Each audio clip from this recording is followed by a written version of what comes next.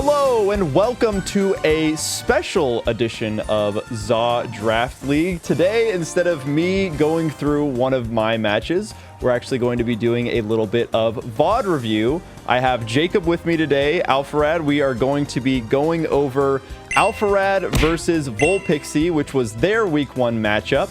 And so yeah, I have Jacob in call with me. We're just going to kind of go through the teams, and then we'll do a little bit of VOD review. I think it would just be a fun way to get more ZA Draft League content out there because I'm really the only one that's kind of like posting these sort of like introductions into, I mean, I guess mid-game analysis. It's harder for me to, it'd be better for me to analyze like post-game. And I have definitely talked about every individual match in the league so endlessly because I think we both really like the concept. And I plan on making a video for it when it's all said and done, but that's, you know, Braden likes to cover the week by week. So I just thought, you know, might as well record or review my games with Braden just to add more content for the economy. Yeah, I think the viewer enjoys it. We enjoy it. I'm sure our fellow league members will also enjoy it. They might be able to garner some knowledge from it, be able to pick up some tips, maybe get a little insight into how our preparation goes, because it might be very different. It's a 10-person league too. If you want us to watch other matches, we're happy to. Yeah, exactly. It's out there. It's done. It's happening no matter what. It's happening. If you want to see any other matches,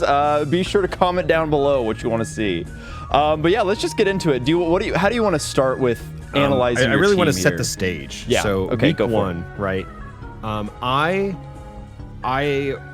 was very eager for week 1 because I'm the one who kind of set this league into motion, and I did this because I researched everything from 1v1s to free-for-alls very heavily. Right. So I felt like I came into the league with the most information, and I think that just gave me such a huge head start in it.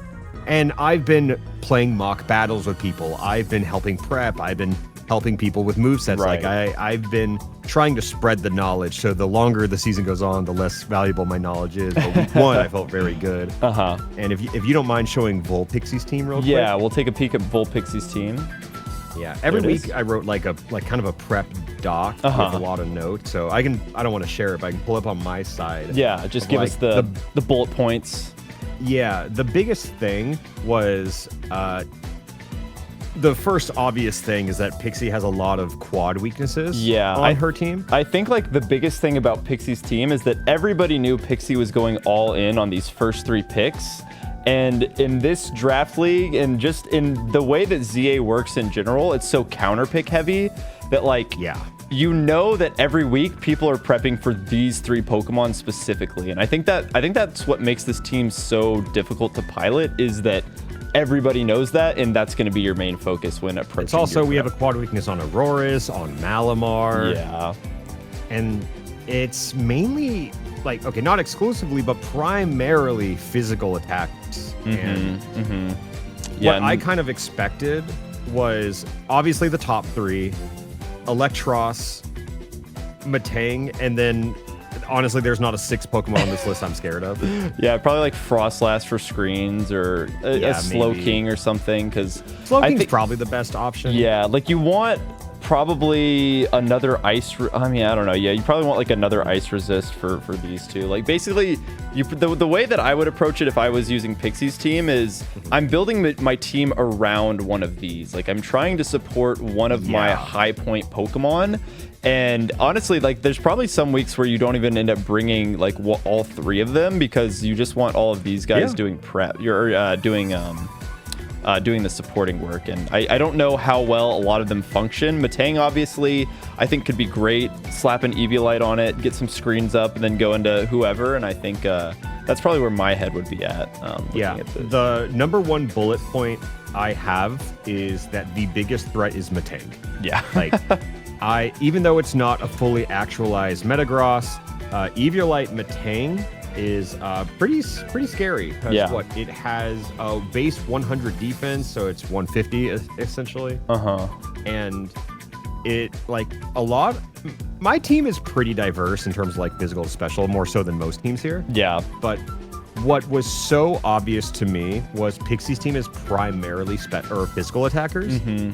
So out of the main 5, right? Because that's kind of how I view a lot of teams, where I was most scared of Electros just because my best ground Pokemon is Stunfisk. My Yeah. only ground Pokemon is Stunfisk. Yeah. But I have so much ground coverage on my team. And if you don't mind going back over my team real quick. With my team, Clefable is the star of the show. It's Clefable the Undying, as I say. Yeah. It's set screens, it can run Moonlight, and then it has, since it's a Gen 1 normal type, it just has coverage out the wazoo. Yeah. Very dangerous Pokemon because it is extremely hard to prep for, because one week it might be offensive versatile. Clefable. Yeah, one week it might be this super defensive, unkillable, screens, Moonlight, support Pokemon. So it is truly proving to be one of the best Pokemon in the format for sure. You'll notice, because we're going to watch both of my weeks, but my week 1 Clefable and week 2 Clefables are radically different.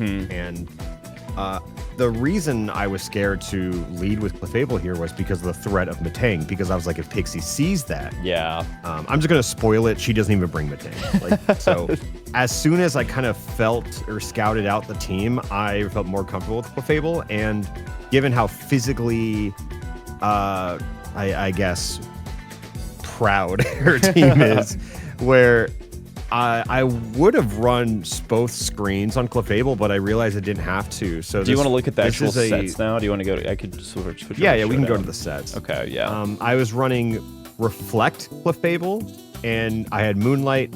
And then the Thunderbolt and Moonblast, it is exclusively because I predicted a Gyarados lead.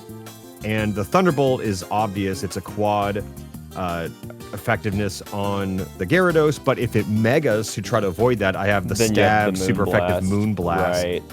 So, I talked to you, Braden, about this, where I even thought about using some like Ice Beam, Thunderbolt coverage to just kind of hit everything. Yeah. But just because of the Gyarados threat, it just Moonblast felt right, and it definitely paid off because it's neutral on Emboar, it's super effective on Salamence. It kind of just does really well into her whole team, and Moonlight helped. I think it's Rocky Helmet, though, the star of the show. yeah, Rocky Helmet, because if Gyarados tries to scrap with this thing at all, which it probably shouldn't be doing, it's just taking a bunch of residual chip damage every time it tries to do so with Rocky Helmet. Rocky Helmet truly proving to be one of the best items in this format. Like, it's just, you can build a Mon that kind of shuts down physical attackers, and then you just let it sit there and, rack up damage. There's so many physical attackers in this game. Yeah. So Rocky Helmet does so much, especially with against a team like Pixie. And I don't mean to doom her for the rest of the league, but if you're playing against Pixie in this league, you should have a bulky Rocky Helmet Mon to switch into. A bulky Rocky Helmet screen setter might be. Yeah, that definitely does more too. Yeah. That can also heal itself. Exactly. Yeah. If you just have Clefable, you're probably pretty well set up for this match. I think Clefable does well into every single one of Pixie's Mons except Metang. Yeah, which didn't come. And if you want to move over to Slowbro, this is kind of the second core of the team, where it's all bulk. Yeah. It's all just meant to live, because I don't really need to worry about my special defense against a very specially or physically bulky team or offensive team. So Slowbro Knight here just to make my physical defense even higher, and then it's just all coverage moves. Stunfisk sees a little play in this set, and the AV was just kind of like, because I knew I was going to be throwing this against Electros over anything else. And I mean, if it had some random coverage like Giga Drain, at least I can tank it a little better. Yeah, I mean, this thing has like surprisingly good special. Like, this thing, I feel like nobody ever really thinks about Stunfisk, but low key, it's not that bad of a Pokemon. Like, especially in a format where speed, it's so small, it's hard to hit. And like, speed is such less of a detriment. I feel like having low speed stat is such less of a detriment in this format than it would be in like your typical turn-based Pokemon, that I just think it's like you've got a lot of good stats to work with here instead, because they're all kind of being used on like useful stuff, whereas speed is not quite as impactful as normal. Avalugg is here to do exactly what you think Avalugg is here to do. Quick Claw, quite fruitful, and on a very physical team, Avalugg has a lot of usage here. It was mainly like a swap. It goes really well in a Salamence, of course, but the main thing I was scared of is if Pixie did her prep, you could even have like these random nature mons, just like you could just throw Flamethrower on Imbor or something like that, or Flamethrower Salamence or Hydro Pump Gyarados, right? And like suddenly this special defense wall, like you really only need one of those to kind of put Avalugg in its place. So I did bring this to kind of feel things out, and if I needed it, this was a mon I wanted to scout first before I threw it out. This is a game. And this is a game 2 plan type of Pokemon. Yeah, and then Absol is probably the biggest result of Draft League that you could ever see, because that is minus special defense nature Absol. Just because I'm not scared of anything, running Thunderbolt. Yeah, that's a crazy pull. This was just for Gyarados. If I was like backed in a corner, I needed an emergency switch. Clefable and Slowbro were down. Absol special attack isn't atrocious, and it's good enough for a move that's 4 times effective. Yeah, when you're dealing with a 4 times super effective mon, it might as well, you know? It's like probably either this or Protect. It's like, well, I might as well just try for it. Because all, like, when in a format where getting 1 kill is just such a huge swing in momentum, like having a random coverage move like this, I think is really smart and can just genuinely change the team sheets, so I think it's really unsuspecting, and that was kind of what I went for. I will say, like, I didn't get to bring this to fruition, but if the match came down to it, Clefable was weak, Slowbro was weak, and Gyarados is out, Absol was kind of my secret switch in, because in this format, you usually, like, you see a threat that you know can one-shot you switch immediately. And I think you stay in against Absol, not knowing Thunderbolt is on the horizon. I think it's very unsuspecting. And then Heracross, I'll be honest, was just kind of here because I needed a 6th mon. It doesn't really do incredibly into anything, especially with Bounce and being so prominent on Gyarados in ZA. Salamence obviously has Fly as well, where in everything can just randomly learn Aerial Ace in this. So I think Pixie probably had like 3 or 4 really solid checks / counters into Heracross that made it kind of hard. And in this, where it's like you don't really ever use your full team, like you can absolutely bring a 6th mon that just never ends up coming.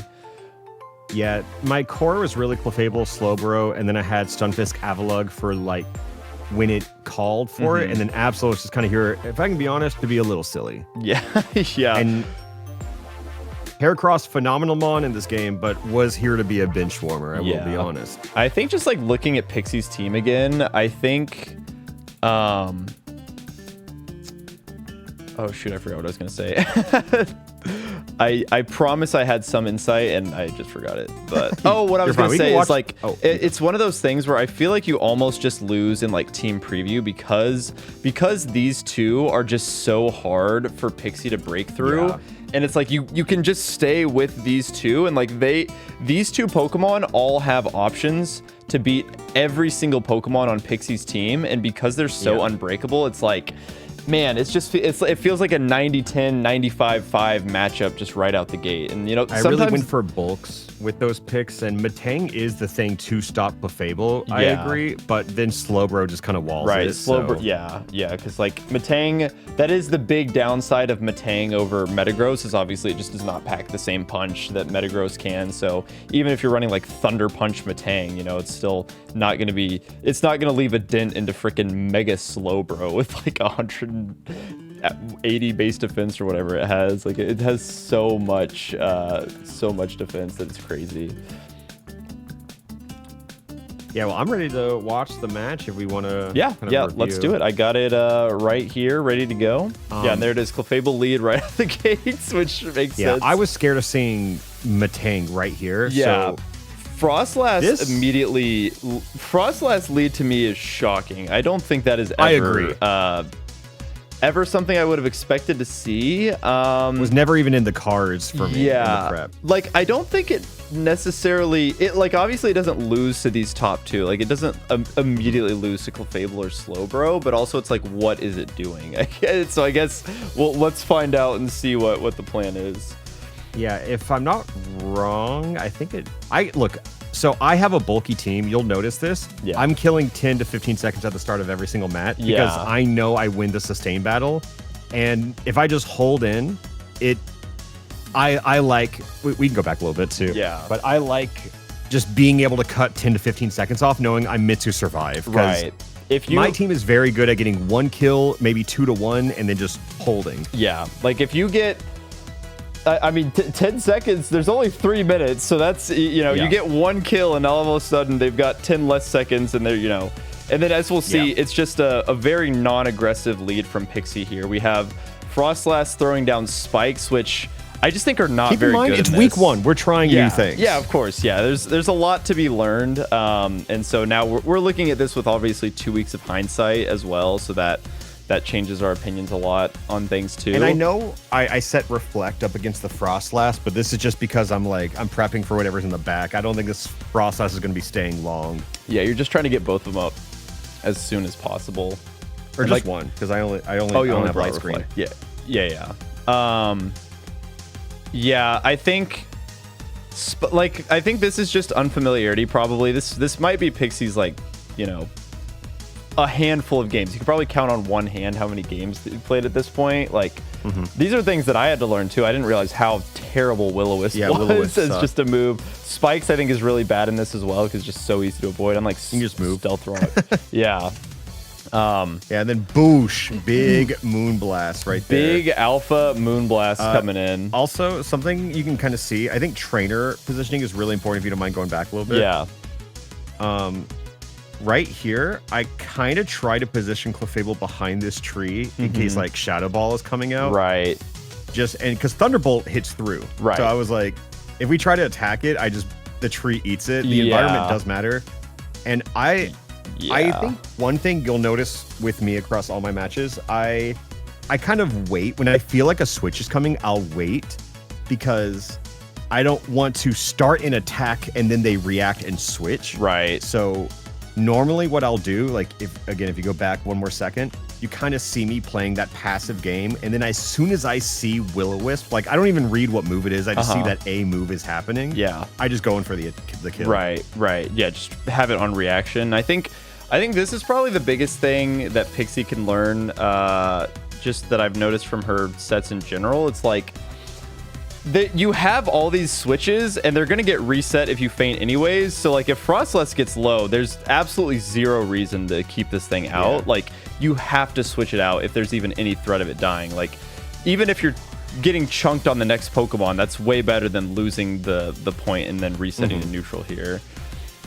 Yeah, and this is full max HP, max physical defense Clef. Yeah.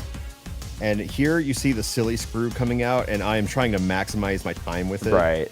Yeah, because I think, what did we say, determined 20 seconds? I feel like this is, 20 seconds. I was slow with that Thunderbolt ripping, so I kind of missed it on the thing. Iron Tail, very scary right there. Yeah. I do have Reflect and Defense up here. Right. Yeah. The blue screws are just so beyond busted. But yeah, I mean, good lord. Yeah, if that like crits, it is worth noting that these are playthrough EV trained mons, so they are also not even like, not only is it hard enough to break through Clef if you have absolutely maximized EV spreads, but wait, if we can go back to the Gyarados switch right here. I want to say Brayden and I played a mock match with our teams, and I posted a screenshot of us stalling with heals. So I think Pixie saw that her prep revolved around this, where as soon as she saw Moonlight, she swapped in Slowking to run heal block. So that's her prep against me. Heal block. But also, both of the attacking moves I have in a Slowking do very, like, Thunderbolt super effective, of course. And then I have Stab Moonblast. Like, keep in mind, you're living this while burned, so you're taking residual damage this whole time, and it's still, you're not even below. Like, you're Clefable. Like, this is the first time you've been in the yellow, and then immediately switch. I think that's and then I think that's a good we're thing to kind know. of even here, but I mean, obviously in stats and typing. Yeah. But I have Shadow Ball. I'm surprised the Slowking hasn't let Shadow Ball rock. I think we're doing heal block. And, I misspoke in our draft, when the 4-hour draft video. Where I talked about, I think Slowbro has Recover. He doesn't. He had Regenerator, which was what I was thinking of. Oh, yeah. And like it gets slack off and like ROM hacks and stuff like that. So right here, I want to go back to this. I cannot believe Pixie is still spamming heal block first off, but also that we are keeping Slowking in, and against all odds with the defense buff, we tank a Surf. Yeah, which I find that shocking that she lived it. This has to be a literal single digit literal HP, 1 if not HP. 1. Yeah, like you can barely see the pixel on the screen. Yeah, and I was waiting for a switch once again, and you just take the then kill. I don't see it, so I go in for the attack. And like, I was a little shocked here. Once you're up 2-0 with 1:15 left, in this game, it's over. Yeah, there's especially on a map like this where you just run to the other side and you have Clefable. Look at my ass. Yeah, yeah, I was close. Yeah. So this Electros is obviously a good answer. Look at him trying to I did waddle. talk to her after. This is Assault Vest Electros as well.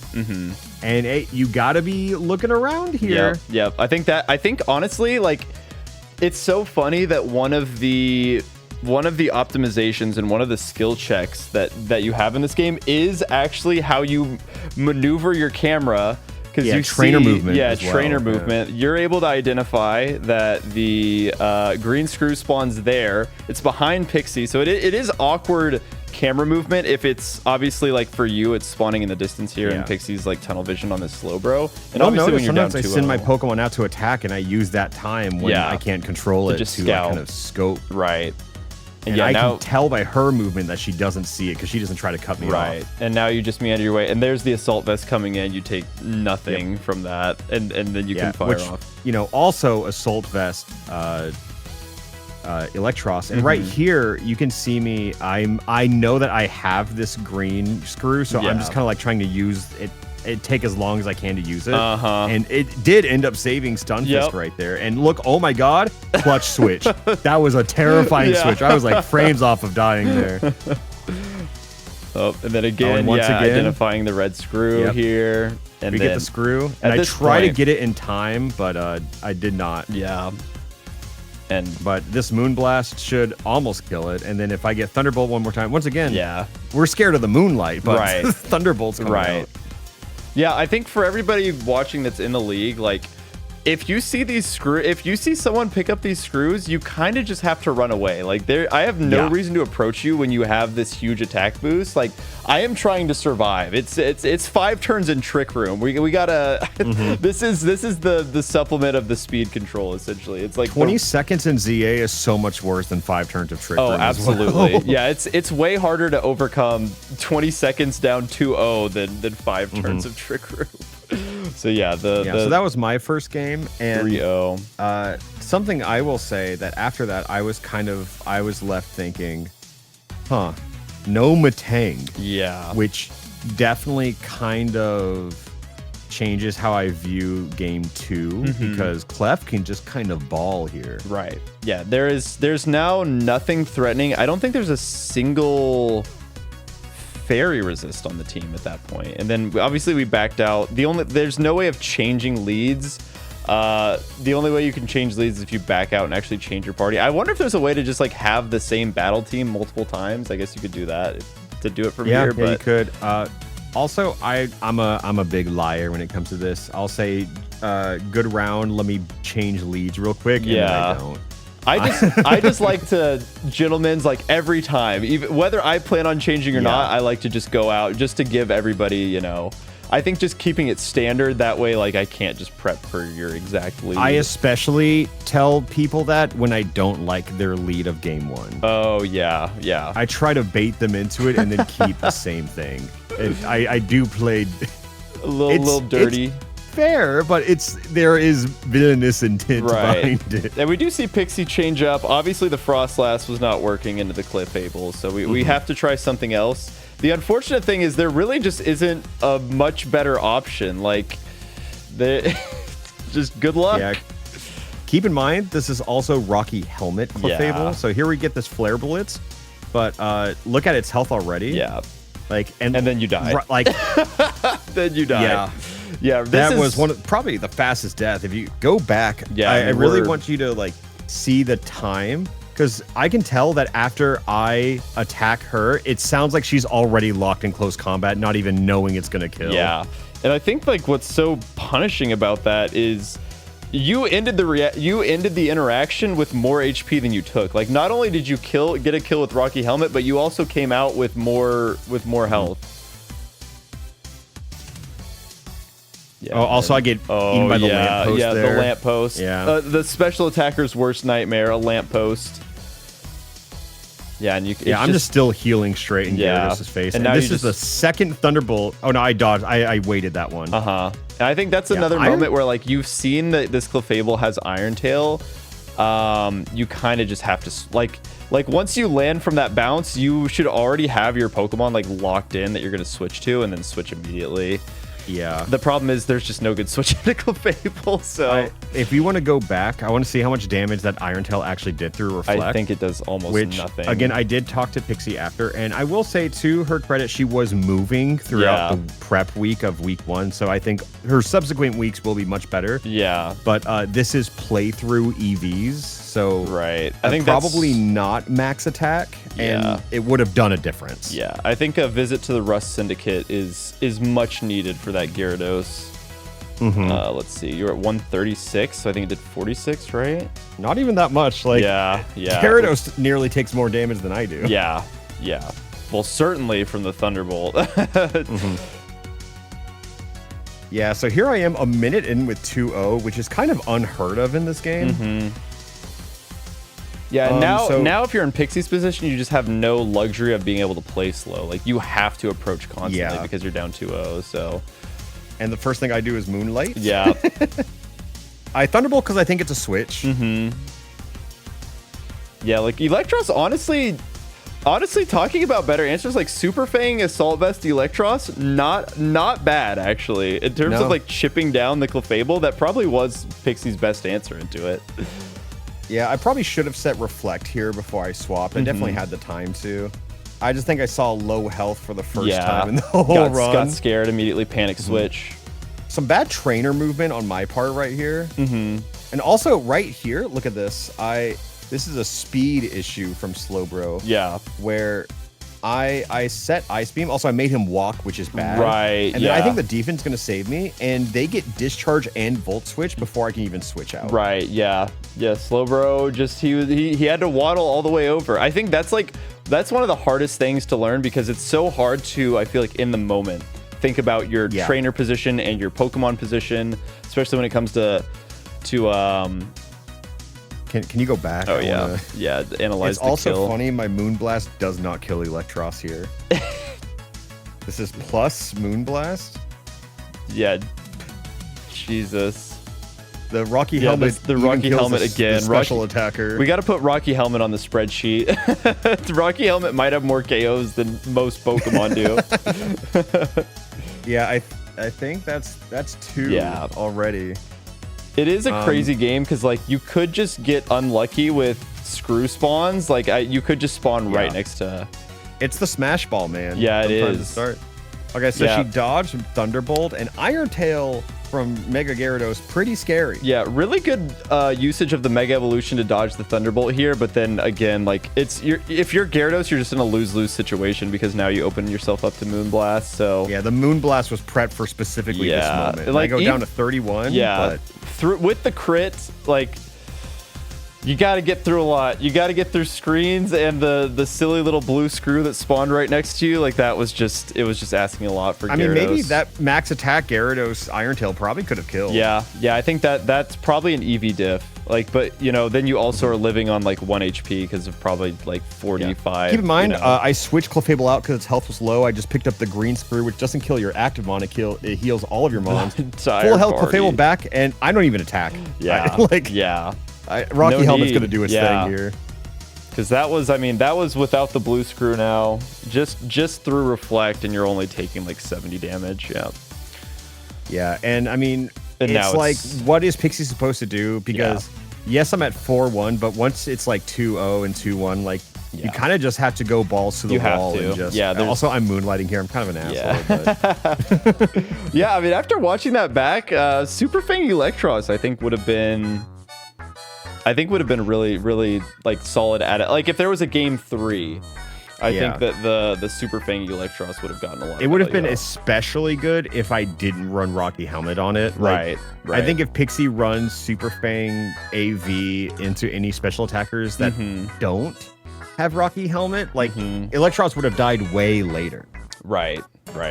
Yeah, I think it's just unfortunate that like you don't get like Parabolic Charge or something, you know? So like I guess you could run Drain Punch, but is Drain Punch even in this game? I think it is, right?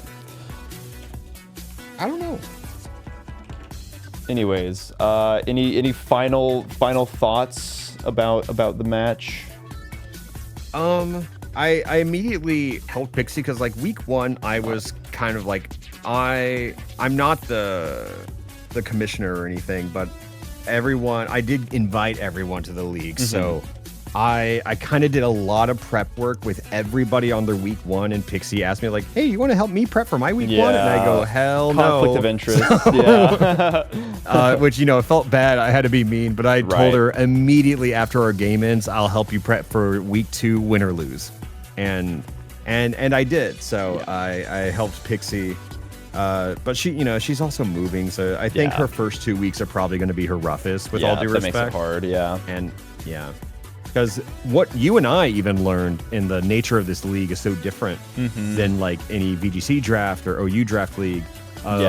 You kind of find the 2 or 3 best answers to an enemy team and just switch between those. Yeah. And if Pixie really locks in and does proper work, I think the core of Gyarados, Emboar, Salamence, and even the occasional like sub in with Electros, Matang, Slowking, it's like 2 different cores, right? But like I think those main 3 as the core she tries to build for each team is very strong. Right. And I think the adaptation probably comes like maybe I don't lock in mega items on all of like the mega stones on all of my Pokemon, because you probably have a situation here where obviously we had the Assault Vest on the Electros. I don't know what the other items were, but like if you have all 3 of these holding the mega stones, I just don't think that's gonna work, or even Frostlass for that matter. Like if you just bring all the Pokemon that mega evolve, like it's gonna be and they're all holding their mega stones, then you kind of have a lot of useless like wasted item slots, I feel like. So everything besides Sableye and Mawile are like good enough on their own without megas. And if you look at my team, like I really had like a core of 4 for this. I had Clefable, Slowbro, Stunfisk, Avalugg. Right. And the only Mega Stone I had between those 4 were Slowbro Knight. And then I did bring Mega on Absol and Heracross, but realistically, I was never planning on using either of those. You're not wasting an item slot if the Pokemon's never coming into battle. So yeah, exactly. Yeah. And Avalugg did not see any gameplay. It was mainly Clef and Slowbro. Stunfisk came in for a little bit, didn't really leave a big impact, but you know, if I have to give it up, I don't think it's any surprise I say this week's MVP was Clefable the Undying. Yeah, absolutely. I mean, I don't remember. We blurred out the stats because we didn't want to spoil, but I think Clefable genuinely has like 7 KOs or something. If we had the leaderboard for most KOs in the league, Clefable would 1000% be on top right now. Yeah, I think that's correct. And most of it is Rocky Helmet. The league MVP right now. Yeah, definitely. All right, well, that's the end of week 1. Actually, wait, I'm sorry. I want to as it's actually not Clefable, it's CJ's Crocodile. Oh my god. Shout out CJ's CJ has also played more games than anybody else. That's true. Keeps tying people. That's true. Yeah, little spoiler alert on CJ's team, but we can look at the stats of CJ's Pokemon. Actually, yeah, I think this hasn't even updated. This had 7 KOs in the first set. Wait, in week 1? Wait. That's insane. So yeah, that's wild Pokemon. We need to get a leaderboard. I'm curious to see how this shakes out. But yeah, that's my week 1. Thanks for watching, and Alpharad viewers who are watching the Captain Kid live channel, subscribe. There'll be more of this in week 2 in a couple seconds for us, and probably like a day for you. All right, bye-bye. See you then.